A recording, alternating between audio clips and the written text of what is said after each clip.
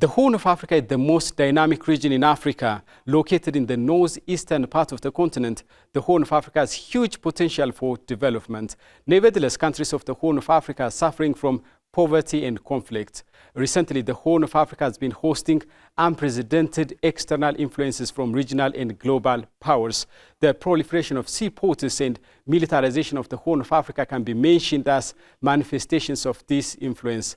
How countries of the Horn of Africa can manage external influences. Hello and welcome. My guest for today is Dr. Edgar Gitwa. Dr. Edgar Gitwa is in Nairobi, Kenya. We are reaching him via Zoom. Dr. Edgar Gitwa, good to see you. Good to see you. Thank you for having me.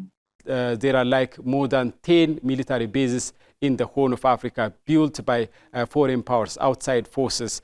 For instance, in the tiny state of Djibouti alone, military bases have been built by United States, China, European and Gulf countries. What are the pros and cons of such militarization? What are the negative and positive consequences of such power projections in the Horn of Africa? Let's start with this, Dr. Edgar. There are positive and there are negative consequences. The positive consequences I'll start is that from a peace and security perspective, given the volatility of Yemen, countries like Yemen, the Persian Gulf, Syria, the Middle East generally, the militarization of the Horn of Africa means, at least from a security perspective, there is quick response in dealing with some of the security issues that could pose to be a danger to Africa and on the sea trading routes. And of course, the presence of, for example, these military forces in Djibouti, it has helped to deal with the menace of piracy on the East African coast, because where the Somali pirates have been a menace for a very long time.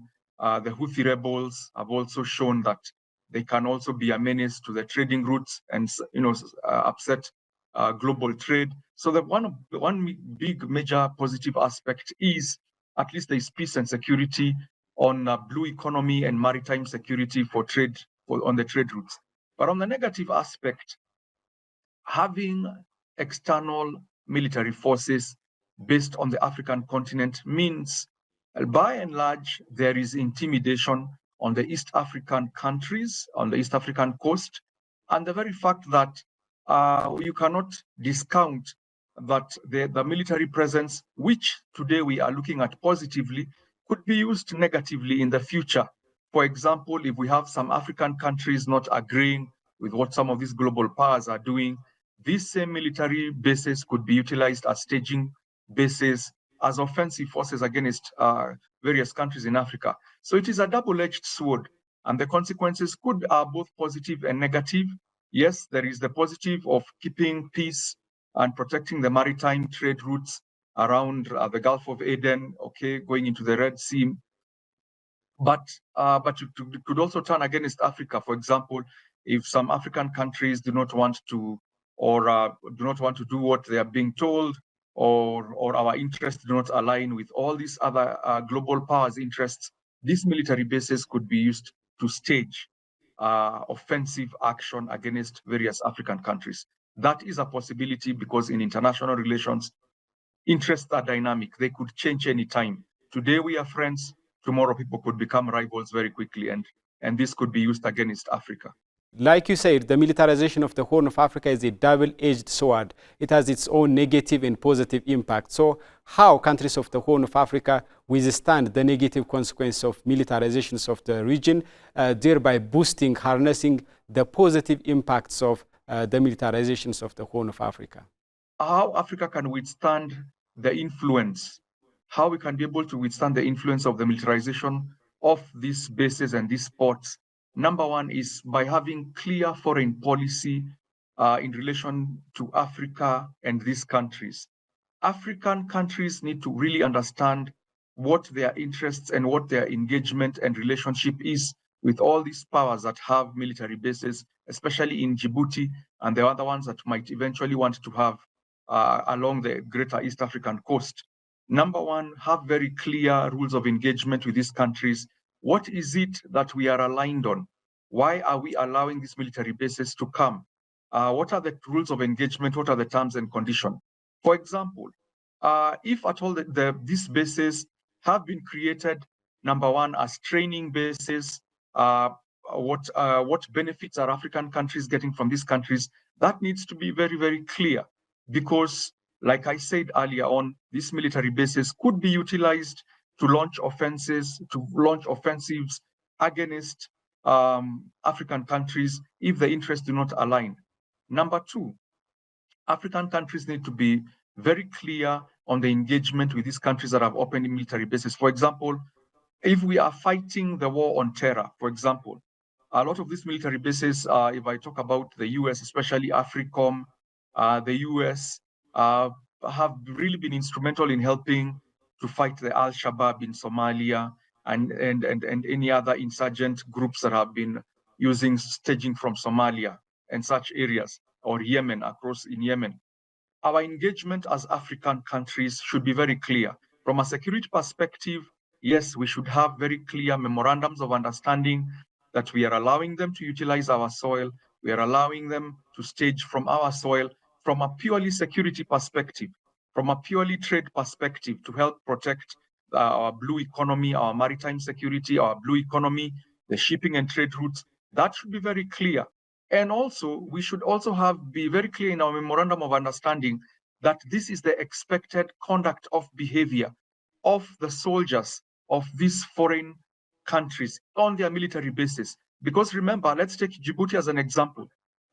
When you have between 10 to 15 military bases on your small country, when these soldiers, because they don't live all their lives on the barracks, how do they relate with the Djibouti citizens? Do they respect the Djibouti culture? Do they respect the laws of Djibouti? Are they behaving properly under international law? Are they conducting themselves as professional soldiers? So these things need to be very, very clear. Otherwise, we are going to end up having instances. For example, if I give an example of Kenya, where we've had the British Army stationed in Kenya, we've had issues once in a while of atrocities committed by those soldiers, and these atrocities are brought to the government, and then the Kenyan government struggles to resolve these issues between the Kenyan government and the British government. So we have some of these things occurring. These military bases are good. They help the economies of the countries, but also we have been known to have challenges when some of those British soldiers in Kenya, particularly, do not behave professionally with the Kenyan citizens. So these are some of the challenges that could occur also in Djibouti and in the Horn of Africa and anywhere else we get a foreign military base.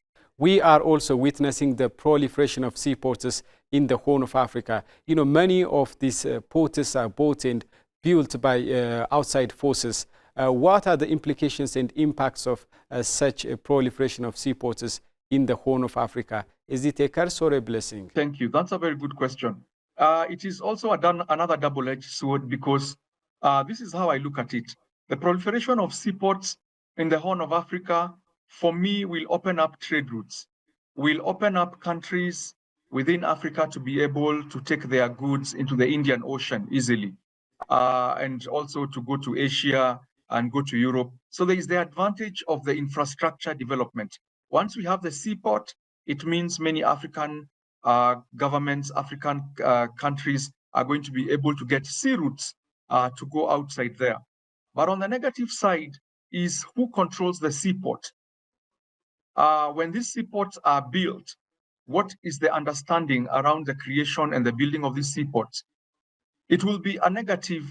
It will be negative, and it will be a curse if, for example, if we allow a particular country to build the seaport on the African country and demand that it will control the seaport without giving full authority or partial authority to the country that on which soil it has built that seaport. So the bigger question here becomes, whoever builds the seaport, what is the understanding that we have behind the creation of the seaport? Is it a shared resource between the country that has built the seaport and the host country, or is it going to be purely manned and controlled by the country that has built it? Has it been built for purely military purposes, or is there a commercial aspect where, for example, if you build a big seaport, you agree that half of the seaport will be used for military bases as a naval base, and the other half will be given to the host country, where it will be allowed now to also export its goods and import its goods. Hence, for example, if you take a landlocked country, for example, Ethiopia or any other landlocked country in Africa, it can be allowed to utilize this seaport without any problem. Those are some of the things that we need to really look at, because the creation of the seaport can be both negative and positive. If the foreign power wants to control the seaport 100%, for me, that is not good. That is the African country will lose part of its sovereignty. But if it is a shared resource, then I think it is a win-win situation where both the host country and the foreign power that has built a seaport will both be able to utilize it, and both countries will get benefits. Finally, several countries, regional and global powers, have already come to the Horn of Africa and they build ports, they buy ports. But the largest landlocked country in the world, member states of the Horn of Africa, Ethiopia, has not been able to secure sea access in the Horn of Africa. So how countries of the Horn of Africa should support Ethiopia's endeavor to secure sea access in the context of regional integration and regional development? In the Pan-African spirit of regional integration and Pan-Africanism, Somalia, Djibouti, countries like Kenya should be able to allow and give Ethiopia concessions and give it access to the sea, have a seaport, because that way Ethiopia's big economy is going to actually get a way of ventilating and having access to the sea. Thank you very much for your view. Dr. Edgar Kitwa, lecturer of International Relations and Diplomacy at Strathmore University, Nairobi, Kenya. That brings us to the end of our program for today. Many thanks for watching. Bye for now.